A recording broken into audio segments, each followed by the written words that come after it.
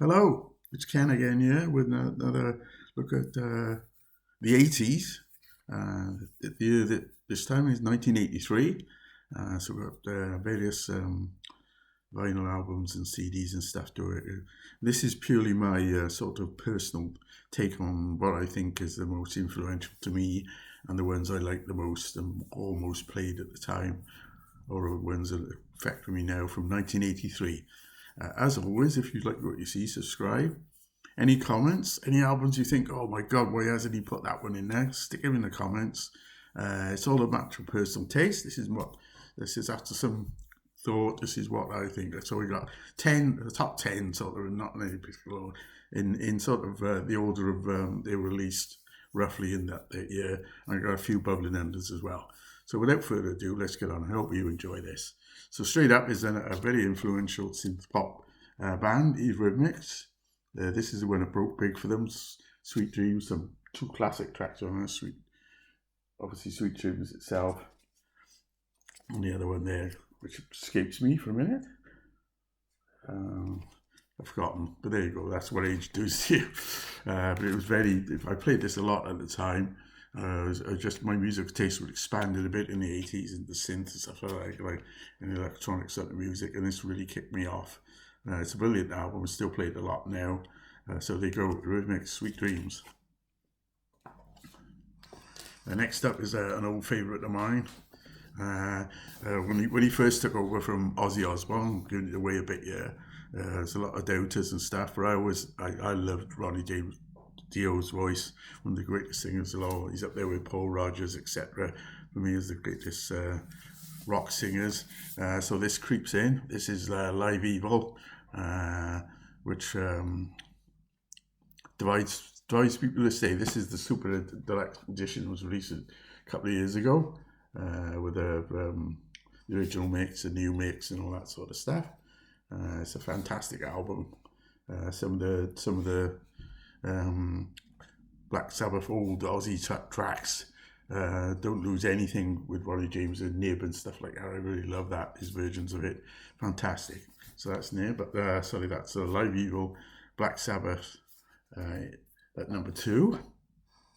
The second one really, it's not it was released earlier in the year. Another favourite album from '83 for me is Thin Lizzy, Thunder and Lightning. It's with John Sykes on. This version is a special version at the time, got a live EP as well with it, which is all the more better for me. And I still play this one a lot as well. I was playing it last week just to get over the last few weeks when John Sykes passed away. I pulled this out now through listens to this just to remind myself how good a guitarist he was. The sun goes down and stuff like that. I love that Holy War and the Cold Sweat, and yeah, brilliant. So that's the third. We're now on to well, it's ever since it's been a passion of mine, Marillion. This is the first incantation with Fish at the vocals, and this is script from Justice Tear. I did see him quite early on, supporting somebody, and I thought, wow, this sounds.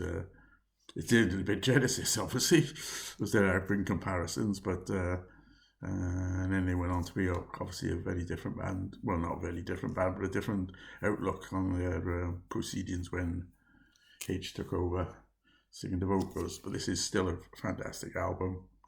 Very proggy, obviously. New prog as they were calling it at the time. So that's Marillion's script for Justice Tear. This is another, probably some people think, my God, but here we go. It's Pink Floyd, The Final Cut. I loved it when it first came out, so I don't know what it says about me. It is intrinsically, I suggest, as most people have pointed out before, it's Roger Waters' almost solo album, but I think it's stood up quite well. I think it's still a good listen. You've got to be in the right mood for it, I think. There you go. And next up is, he combined with the guy from Chic. He wanted a hit, I think it was the story at the time. And this certainly was, in not every sense of the word, this album. Let's Dance, David Bowie. Massive number one, the title track, Let's Dance. And so many great tracks on here, you know what I mean?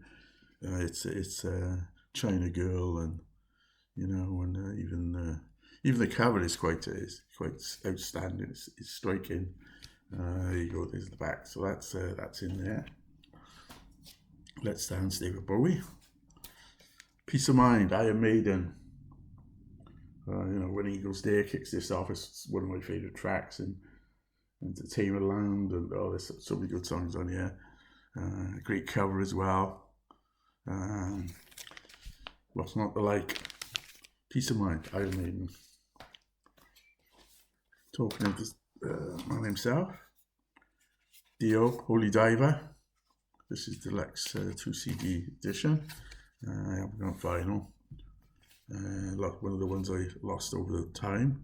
But this is still a favourite. Play this quite a lot. I think for me personally, it's his best Dio band sort of album. But if you think differently, put it in the comments. Some of these are going to be quite controversial. I think this is ELO's secret, not controversial. That's pushing it a bit, I suppose, but debatable. Perhaps Secret Messages.